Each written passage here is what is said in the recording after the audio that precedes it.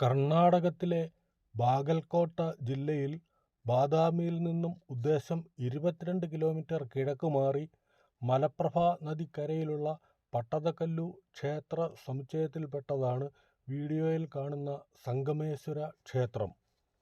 ബാദാമിക്ക് ശേഷം ചാലൂക്യന്മാർ ആസ്ഥാനമാക്കിയ പട്ടദകല്ലിലെ ഈ ക്ഷേത്രസമുച്ചയം 1300ഓളം വർഷങ്ങൾക്ക് മുമ്പ് നിർമ്മിക്കപ്പെട്ടിട്ടുള്ളതും യുനെസ്കോയുടെ ലോക പൈതൃക പട്ടികയിൽ ഇടം പിടിച്ചിട്ടുള്ളതുമാണ്.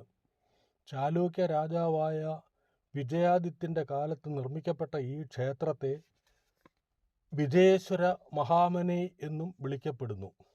ഈ ക്ഷേത്രത്തിന് ഗർഭഗൃഹം, പ്രദക്ഷിണ വഴി, സഭാമണ്ഡപം, നന്ദീമണ്ഡപം എന്നിവ ഉണ്ട്. ഗർഭഗൃഹത്തിന് മുകളിൽ ദ്രാവിഡ ശൈലിയിലുള്ള ശിഖരമാണ് ഉള്ളത്.